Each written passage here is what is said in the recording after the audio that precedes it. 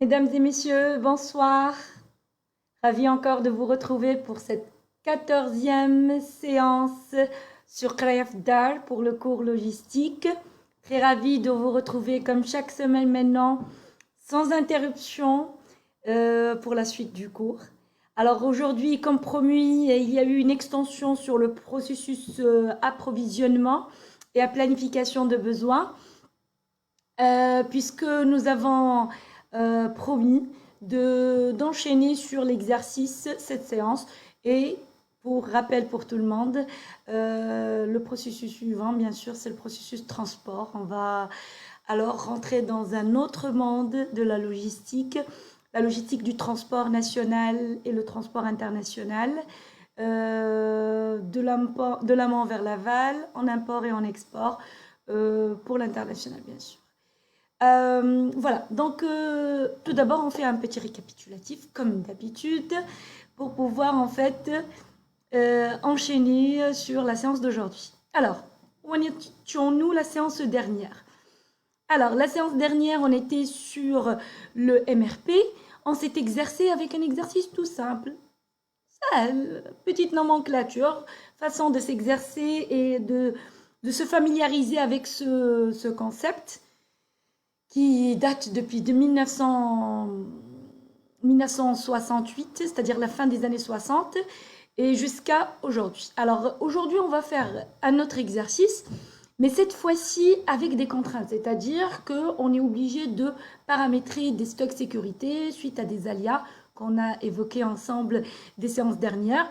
Des aléas qui peuvent aller, pour rappel pour tout le monde, des aléas qui peuvent aller depuis la variabilité de la demande, euh, aux problèmes avec les fournisseurs sur la qualité ou sur le délai de livraison, en passant par des problèmes et des aléas liés au transport, des retards de livraison au niveau du transport, en allant vers des aléas au niveau des gestions des stocks. On a des écarts de stock et notre stock n'est pas fiable.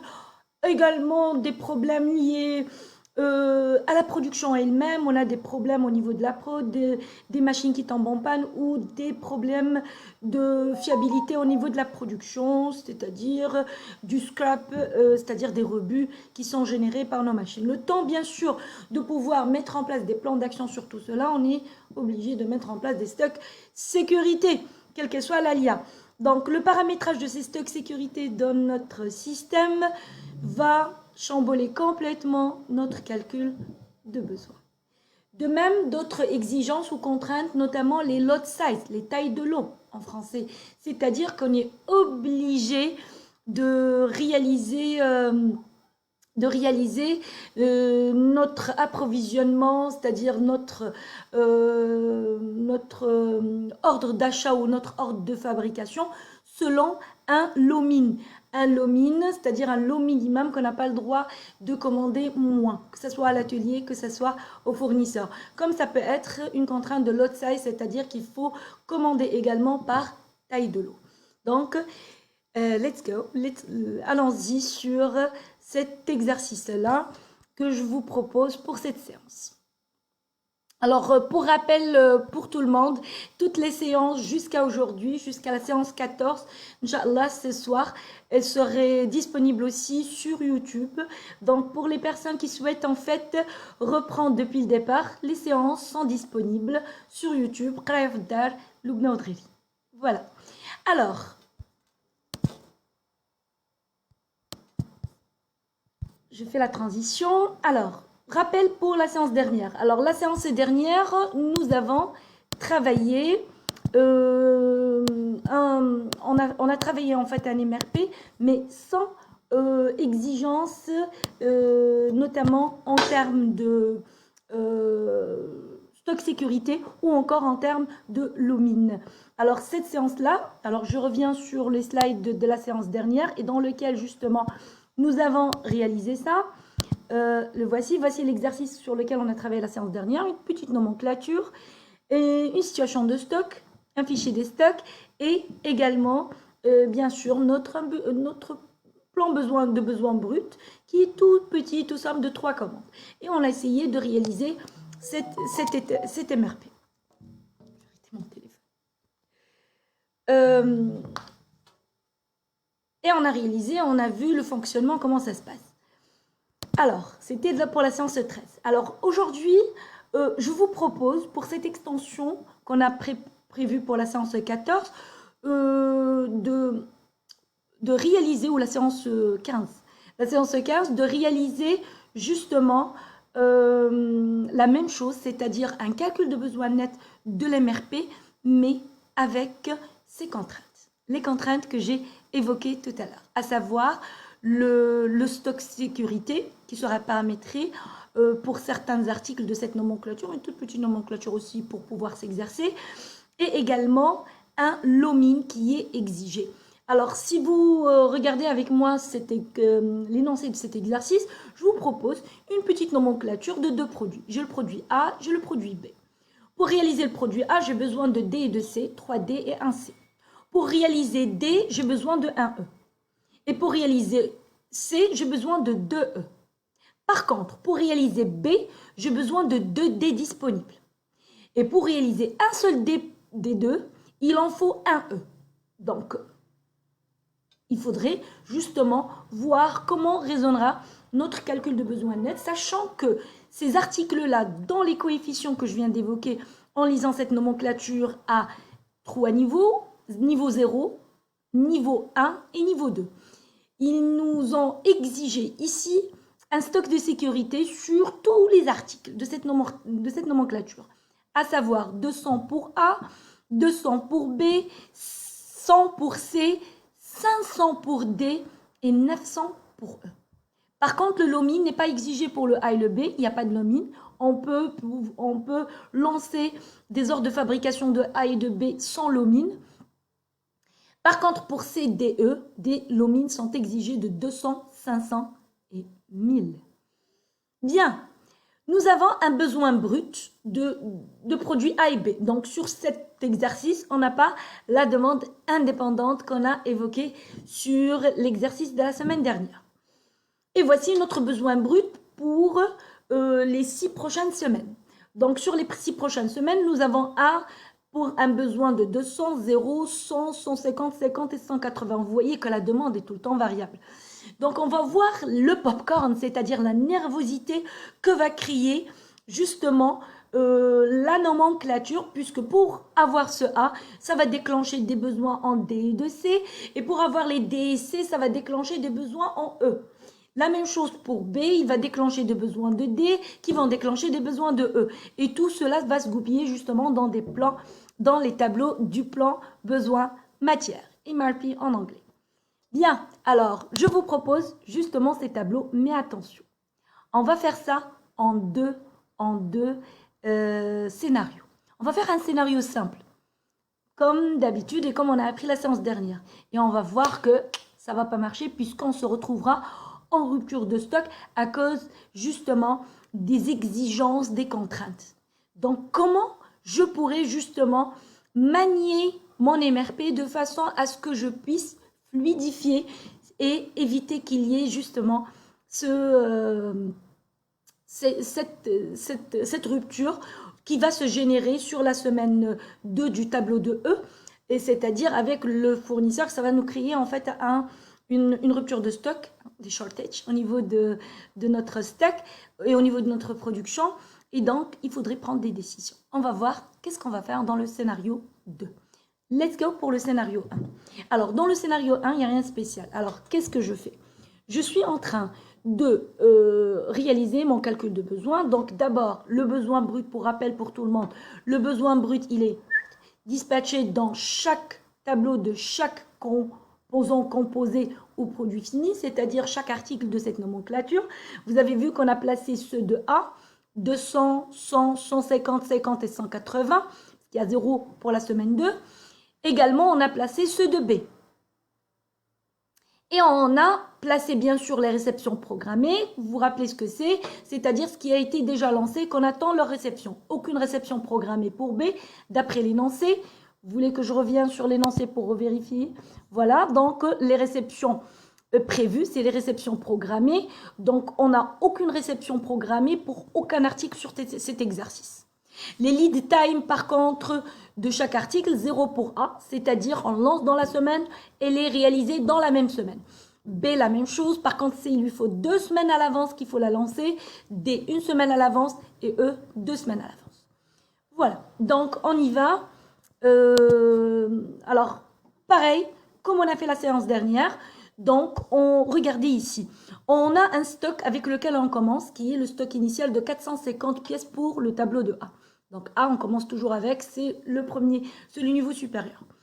Donc, pour réaliser... Alors, on a un stock de 450 pour pouvoir répondre aux besoins de la semaine 1, où il y a un besoin brut de 200, il me restera forcément 250. Je vérifie le stock sécurité. Quel est le stock sécurité qui est exigé pour A? 200. J'ai 250. Je suis supérieur au stock, mon stock est supérieur au stock sécurité qui est exigé, donc pas de souci.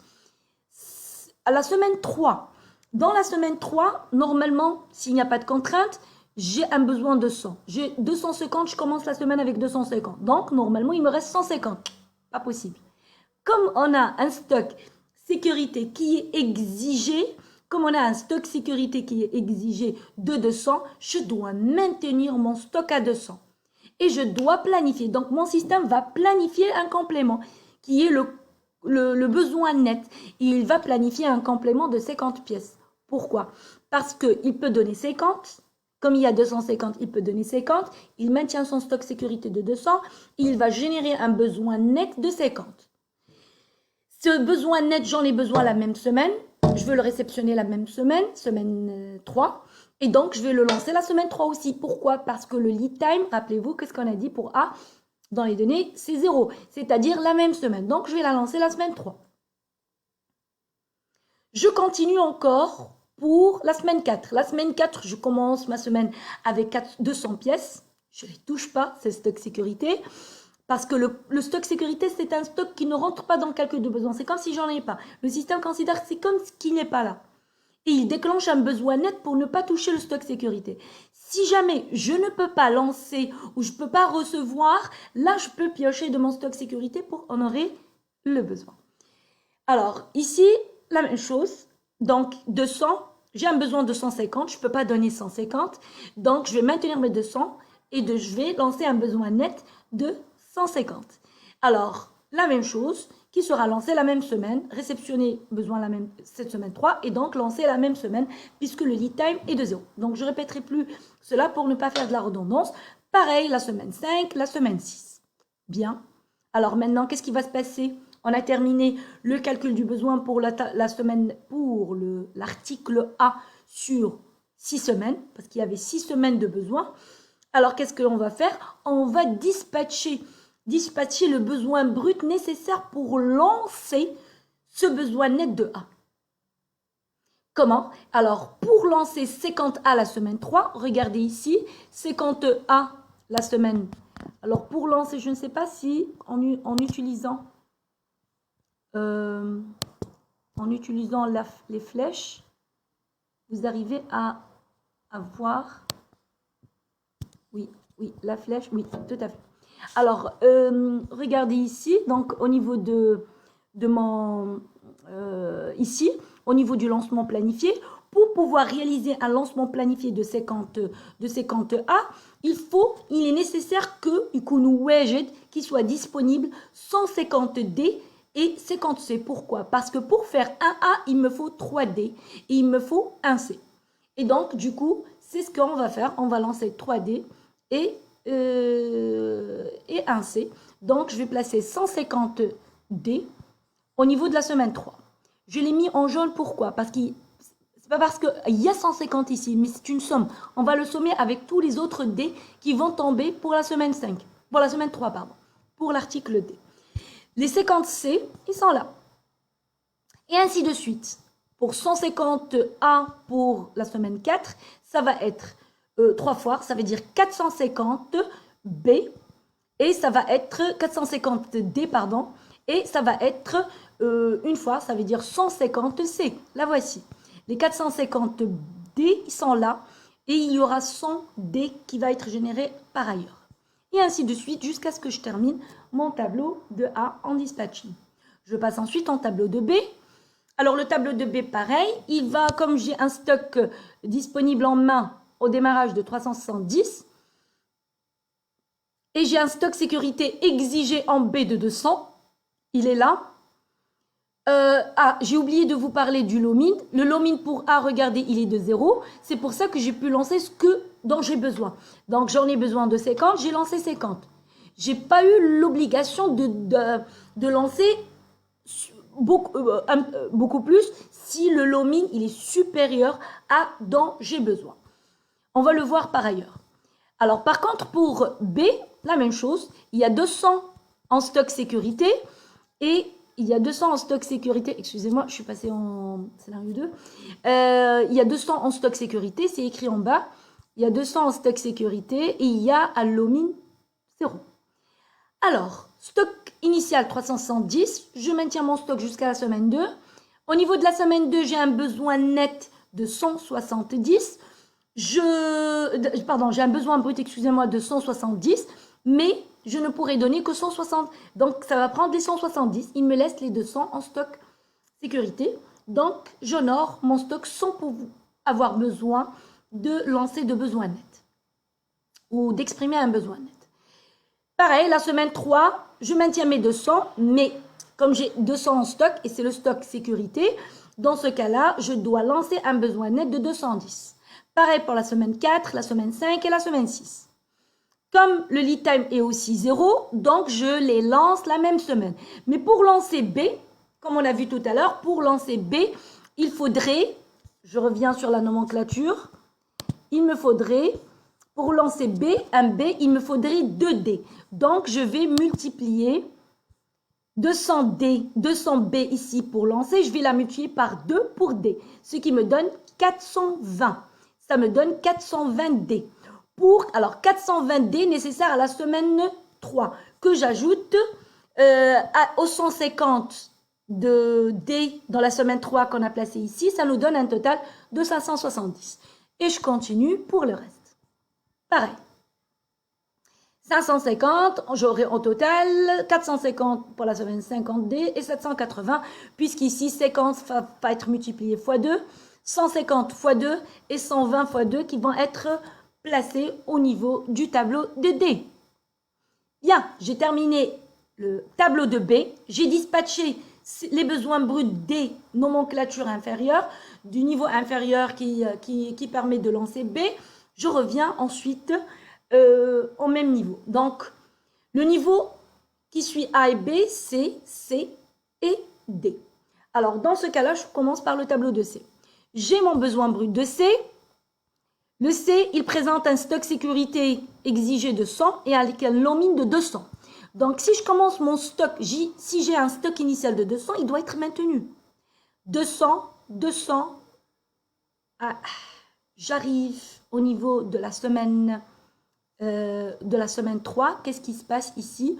Je me retrouve avec un stock de 150 pour pouvoir honorer le besoin de 50. Et pourquoi j'ai fait ça? Parce que je ne pourrais pas lancer mon stock. Je ne pourrais pas lancer mon stock de 150, mon stock de 50. Je ne pourrais pas lancer la norme de fabrication de 50 pour C. Et pourquoi? Parce que si jamais je déclenche un besoin de 50 à la semaine 3, il doit être lancé 2 semaines plus tard.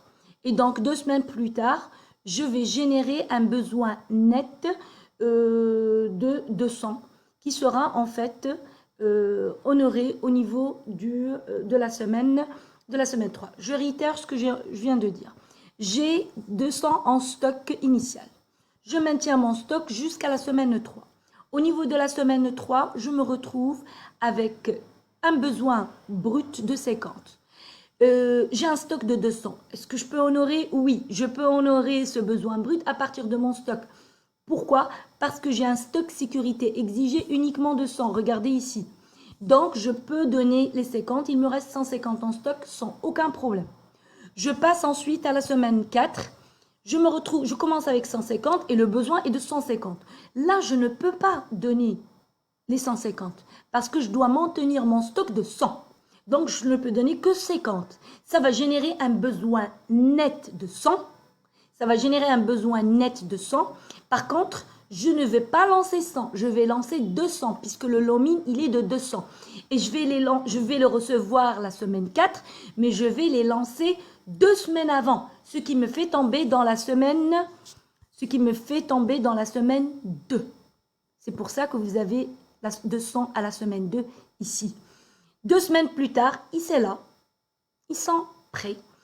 Alors, les 200 qui sont prêts, ils vont recompléter mon stock. Rappelez-vous que j'avais 150. Avec les 200 qu'on vient de ramener, ça fait 350. Je donne 150. Ça va me rester 200 en stock. Et pourquoi ça m'a généré 200 en stock alors que j'aurais pu avoir moins? Parce que j'étais obligée de lancer 200 à cause du lomine. Je commence la semaine ensuite avec 200. La semaine 5, je suis à la semaine 5 pour tout le monde qui nous suit. Donc, je commence la semaine 5 avec 200. Mais j'ai un besoin de 50. Il va me prélever 50 des 200. Il me restera 150 la fin de semaine. Je commence la semaine 6 avec 150. Je termine le stock avec 150 la semaine 5. Je commence avec semaine 6. En semaine 6, je démarre avec 150. J'ai un besoin de 180, sachant que le stock sécurité doit être de 100. Dans ce cas-là, ça va déclencher un besoin. Donc, je ne pourrai donner que 50. Ça déclenchera un besoin net de 130. Et donc, est-ce que je peux lancer 130? Absolument pas, je ne peux pas. Pourquoi? Parce que le lomine, il est de 200. Donc, pour 130, je vais lancer 200. Les 200, je vais les lancer 2 semaines plus tôt. Et c'est pour ça que vous avez 200 en lancement planifié à la semaine 4. 2 semaines plus tard, on va les réceptionner. Ils vont honorer le besoin, mais ils vont me générer du stock supplémentaire de 70 pièces. C'est-à-dire qu'il me resterait les 100 sécurité qu'on a gardées et 70 pièces supplémentaires puisqu'on a fabriqué 200 pièces au lieu des 130 dont on avait besoin en besoin brut. Voilà. Alors, maintenant, on a le lancement planifié de ces 200 semaine 2, il faut lancer, et 200 semaine 4 qu'il faut lancer. Mais pour pouvoir lancer C, comme on a vu dans la nomenclature, il me faut du E. Il me faut, alors on revient sur la nomenclature pour que vous vérifiez les coefficients, il me faut pour lancer un C, il me faut 2 E.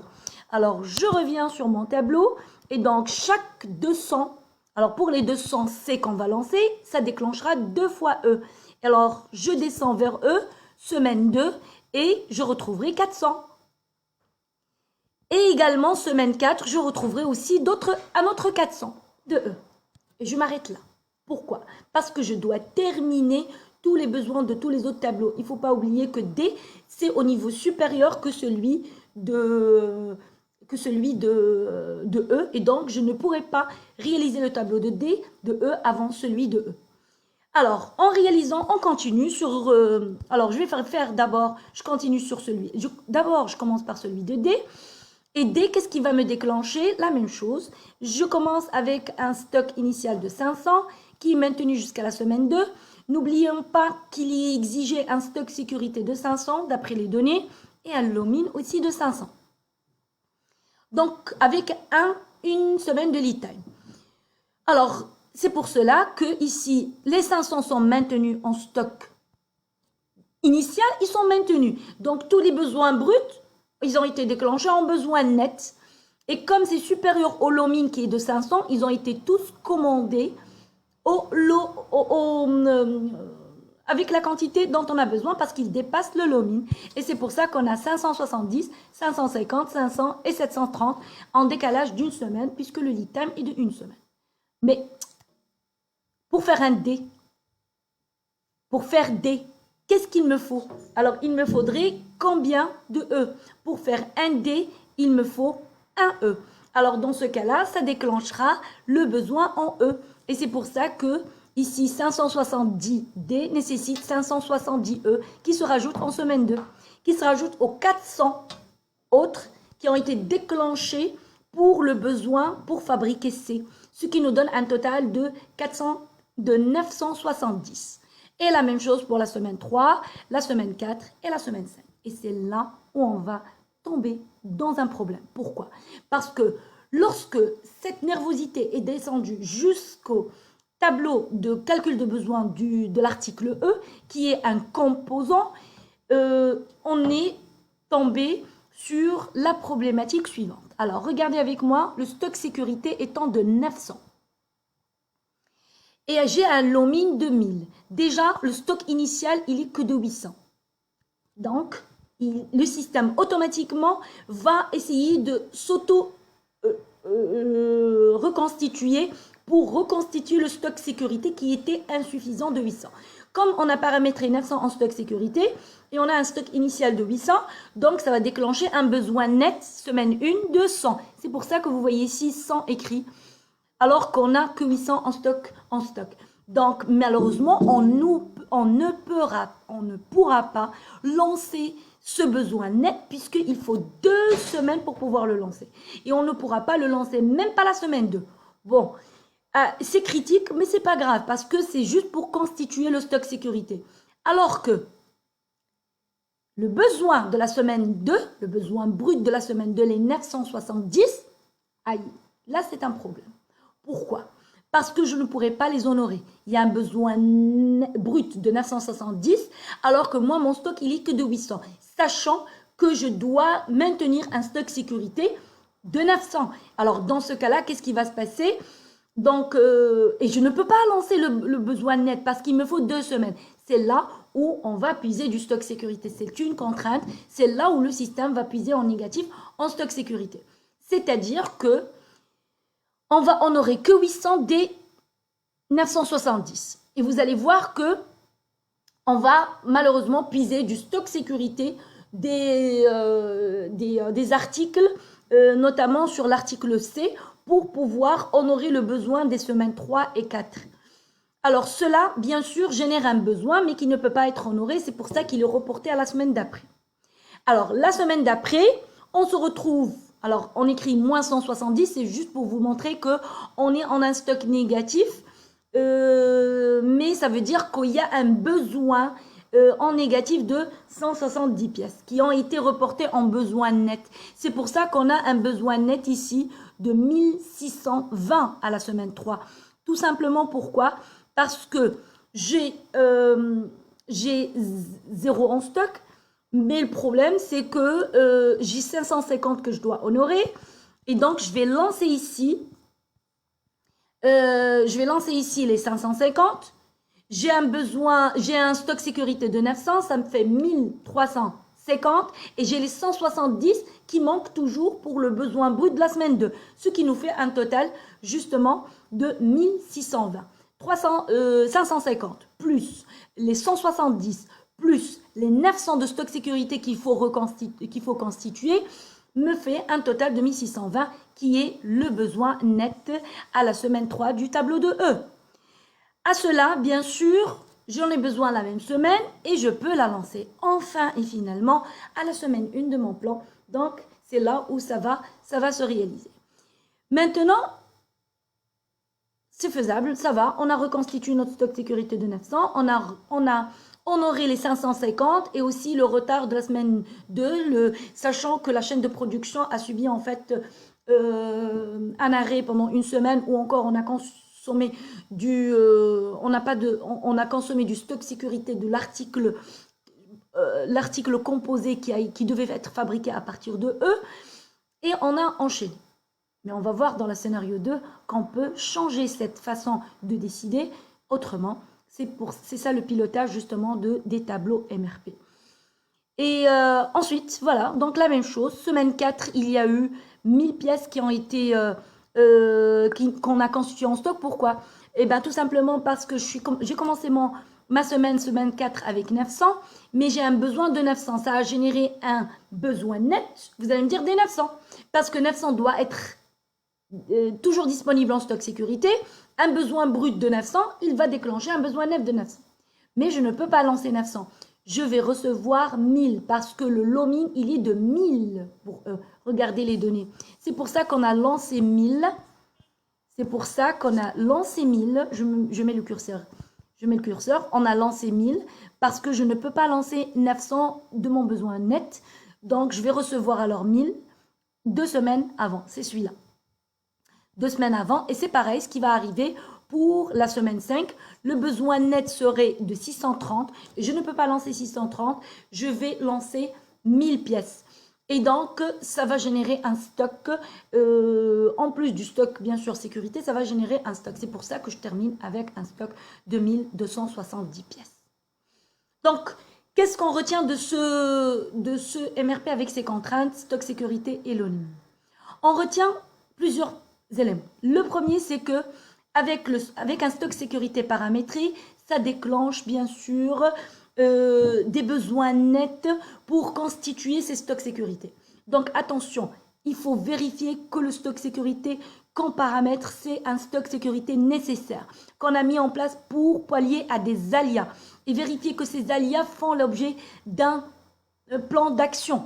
Et si ce n'est pas le cas, il faut tirer le QCD, comme je dis toujours. On ne peut pas mettre des stocks sécurité de partout et n'importe comment et les laisser faire. On se retrouve tout le temps à gérer des stocks sécurité dont on n'en a pas besoin. Deuxième élément important. Quand on a en fait des contraintes comme cela, ça peut générer en fait des ruptures. Parce que éventuellement, on se retrouve, comme le cas de l'article E, on se retrouve incapable de constituer notre stock sécurité et également aussi, et encore pire, de répondre à notre besoin. Et on est obligé de retarder ce besoin pour la semaine d'après. Et ça, c'est pas bon parce que ça va déclencher un bottleneck et des retards sur l'ensemble des parents de cet article dans la nomenclature.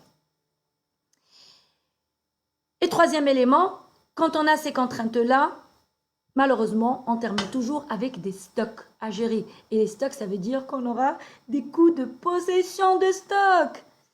À Siednar, il faudrait faire attention. Attention, lorsqu'on paramètre nos stocks sécurité, il faut qu'il y ait une révision. Est-ce qu'on en a toujours besoin à une période?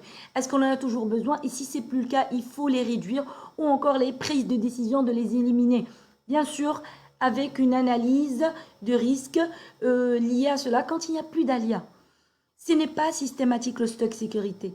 Il faut le mettre en place quand on a les aléas, le temps de mettre en exergue des plans d'action pour éradiquer cet aléa.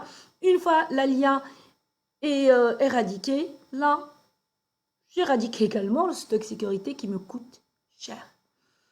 Scénario 2, qu'est-ce que je vais faire?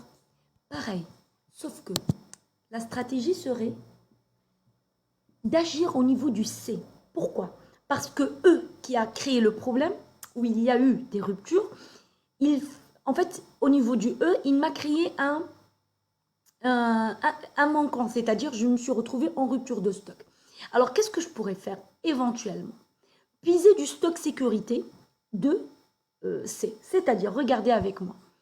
Au niveau du tableau de C, tout à l'heure, on a maintenu un stock sécurité à la semaine 4 de 100 pièces.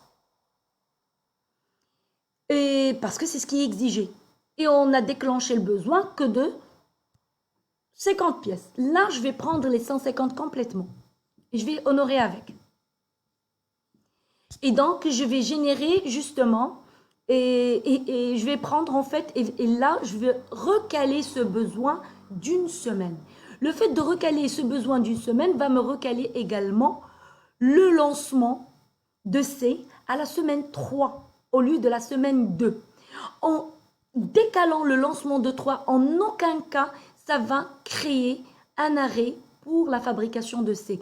J'ai utilisé à bon usage le stock sécurité de C et c'est le but.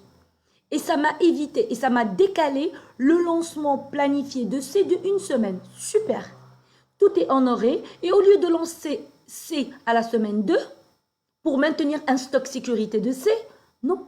Je vais consommer ce stock sécurité et je vais lancer à la semaine 3.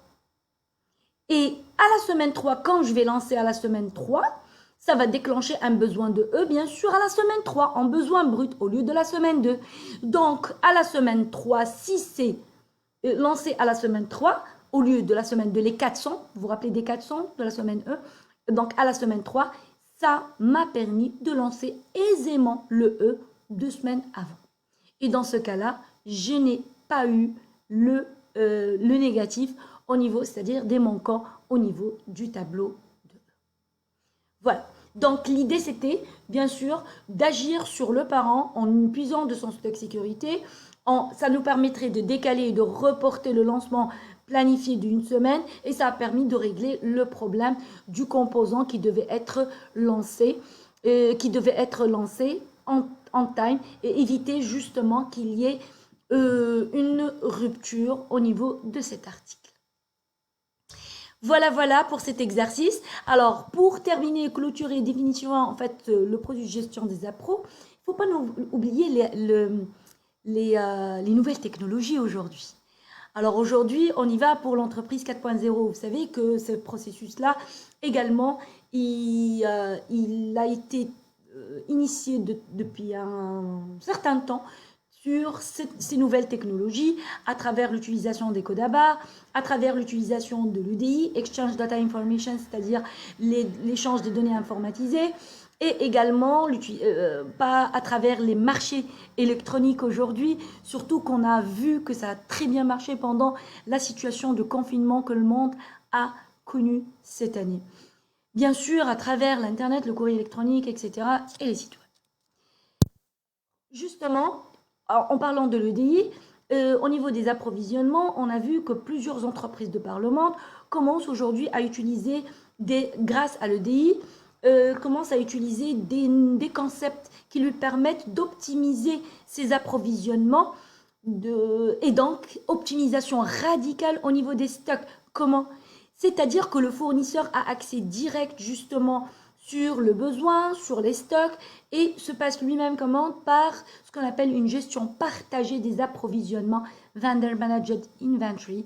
Et ce concept-là nécessite bien sûr qu'il y ait des technologies SI identiques chez le fournisseur et le client et qu'ils aient une maturité logistique au moins équivalente de niveau 2 et niveau 3 sur lesquels, Inch'Allah, très prochainement, on va en parler. Justement, c'est dont j'ai parlé, les avantages de l'UDI. Justement, c'est bien sûr, on va augmenter la productivité. Pourquoi ? Parce que, imaginez avec ces systèmes-là, donc en takt time des opérations d'approvisionnement, le temps d'opération également diminue et donc la productivité va augmenter au niveau de ces postes de charge ou ces postes de travail. Bien sûr, on élimine tout ce qui est waste time lié à la gestion de tout ce qui est documentaire, d'archivage, temps d'attente au niveau du fax par rapport aux fournisseurs, etc. Tout est géré par système d'information. La caricature que je donne toujours à mes participants et à mes participants et mes étudiants, c'est imaginer un approvisionneur. Il doit passer la commande, il enregistre sa commande, il l'édite papier, il la met dans son parapheur, la procédure. Par exemple, l'entreprise, c'est 2 signatures, la signature du contrôleur de gestion, par exemple, et la signature du directeur général ou d'un directeur. Il part voir le contrôleur de gestion, il n'est pas là. Ouest. Donc, il a quitté son poste au lieu de traiter 3 ou 4 commandes encore pour aller chercher les signatures dans le parapheur de toutes les commandes. Une fois que c'est réalisé, il y a une deuxième signature à accorder. Donc, celle du directeur, il faut attendre. Une fois que c'est fait, enfin, allez, faxer le bon de commande au fournisseur. Suivre ce bon de commande. Alors, le fax n'est pas là. Il est à, je sais pas, dans le bâtiment à côté, dans les bureaux en face, en bas, en haut. Et donc, waste time. Allez, on fait un takt time de suivi derrière cet approvisionneur. Temps à non-valeur ajoutée. C'est un temps à non-valeur ajoutée. Allez, ensuite. Il attend devant le fax. Dame. Ben non, il ne boit pas de café, il est en train de bosser. Mais attends. Temps à non-valeur ajoutée. Il a fait son fax, il a fait passer son fax, il revient. Il doit envoyer justement ou enregistrer ranger ce dossier, l'archiver, suivre la commande avec le fournisseur, recevoir la confirmation de la réception du bon de commande de la part du fournisseur, la saisir encore, l'archiver et le suivi waste time and waste money. Il y a une gestion de paperasserie administrative. En termes de productivité, c'est très faible. Alors que si on avait un système EDI, tout ça va être diminué. Il y a un slide qu'on a déjà vu ensemble, je pense à la séance 11-12, dans lequel on a vu l'application du e-procurement par rapport au système standard, système traditionnel. On a divisé, on est passé on a divisé par 5 le coût et on est passé de 120 étapes à juste 22 étapes de réalisation. Et ça, c'est énorme. Tout simplement comment? En ayant justement des systèmes EDI qui permettent d'avoir des signatures électroniques, passation de commandes électroniques, réception des confirmations, édition donc automatique et archivage automatique. Tout cela va être optimisé bien sûr grâce à cela. Et bien sûr, le pilotage, le contrôle des opérations et l'augmentation au niveau de la qualité des données qu'on a à gérer serait beaucoup plus forte. Voilà. Donc, tout cela, justement, nécessite un personnel bien formé et des ressources humaines parfaitement compétitifs. Donc, un chargé de portefeuille fournisseur ou un profil d'approvisionneur nécessite des qualités, que ce soit des qualités en savoir-être ou encore en savoir-faire. Intégrité, éthique et valeur. Ça, c'est extrêmement important pour un manager achat et un manager approvisionnement. Avoir une compétence en termes de négociation et persuasion, très important. Il est capable d'analyser son portefeuille et bien sûr également analyser l'ensemble des éléments liés à son activité. Mettre en place des procédures, les réviser et revoir bien sûr son processus avec un pilotage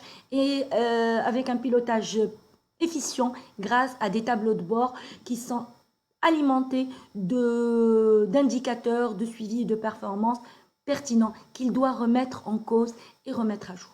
Et bien sûr, gérer les projets d'optimisation et d'amélioration du processus, telles sont les compétences spécifiques nécessaires pour pouvoir bien gérer ce processus-là en tant qu'approvisionnaire au sein d'une entreprise. Donc, alors, si on veut résumer par rapport à la gestion des approvisionnements. Alors, la gestion des approvisionnements, c'est un processus extrêmement important pour l'entreprise. C'est un processus de la chaîne de valeur qui nous permet d'acquérir un bien ou un service à la qualité exigée, au plus bas coût et dans les délais souhaités. Que ce soit l'approvisionnement en interne à travers le lancement d'ordres de fabrication ou encore le lancement d'ordres d'achat au niveau de nos fournisseurs, cet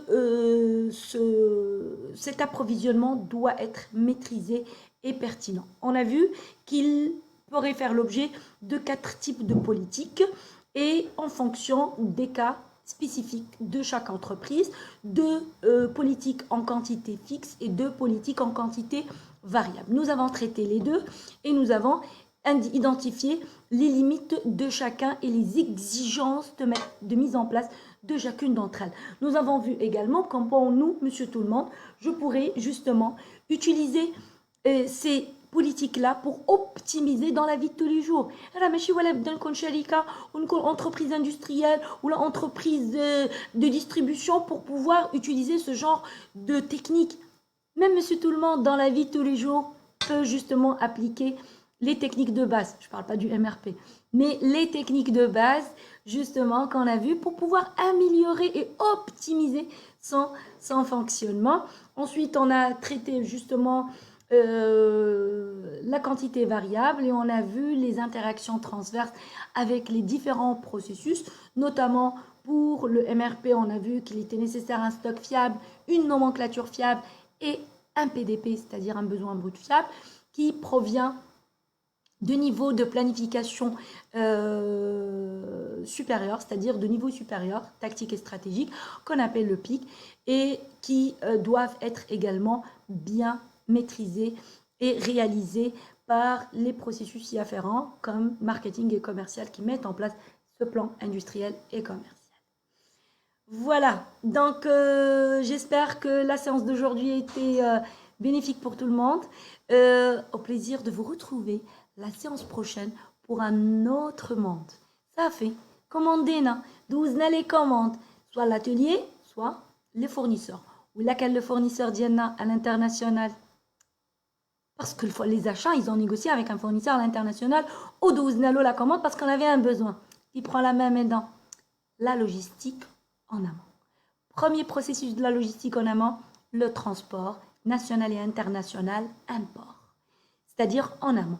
C'est-à-dire celui qui s'occupe de tout ce qu'on a acheté. Il doit s'en occuper pour réaliser des flux de transport maîtrisés depuis l'amont jusqu'à l'aval. On va voir les techniques, les stratégies. Ça va nous prendre plusieurs séances pour terminer ce processus. On va traiter la logistique amont, transport logistique amont, mais en même temps transport logistique aval en parallèle, puisque ce sont deux processus qui ont les mêmes concepts et les mêmes éléments. Il faut juste se positionner. Est-ce que je suis fournisseur? Donc, je vais transporter vers mes clients, ou je suis client, donc je vais transporter depuis mon fournisseur. Au plaisir de partager avec vous ce magnifique processus et qui est vraiment ma passion. Restez safe et au plaisir de vous retrouver jeudi prochain, même heure, 17h Inch'Allah, sur Krayaftal pour le cours logistique. Je vous retrouve tout de suite pour répondre à vos questions. Bonne soirée.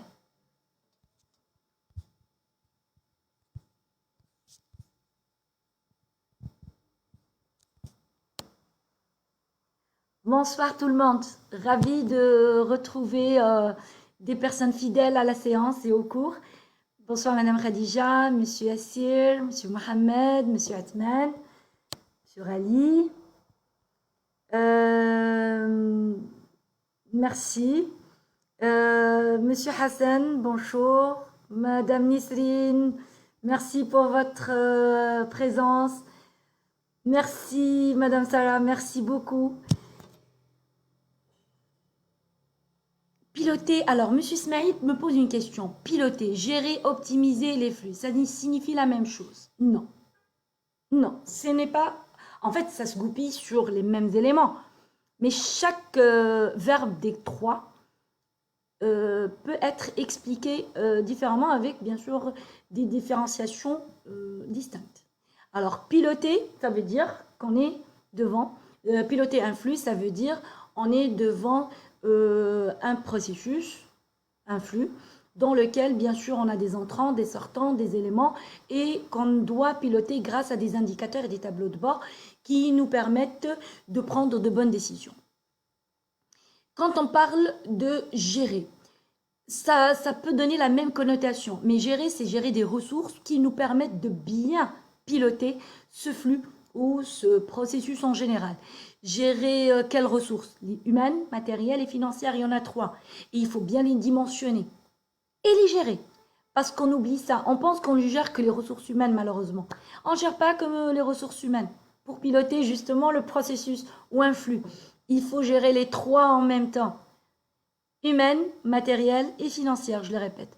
Optimiser, c'est justement faire en sorte que ce flux-là, qu'on a piloté, en prenant les bonnes décisions, auxquelles on a bien dimensionné les ressources, il faut chercher à optimiser en cost killing, c'est-à-dire en optimisation des coûts, en maintenant la qualité et bien sûr en respectant les délais.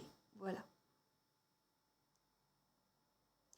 Alors, les indicateurs et les tableaux de bord logistiques, Monsieur Ayoub, seront justement traités dans un chapitre dans lequel on va traiter tous les indicateurs de pilotage des différents processus dans lesquels on va rentrer dans le détail. Par exemple, au niveau des approvisionnements, plusieurs indicateurs et, au niveau du tableau de bord, et ça peut aller d'indicateurs de suivi très simples jusqu'à des indicateurs de performance et de suivi très pertinents qui permettent de prendre des décisions stratégiques.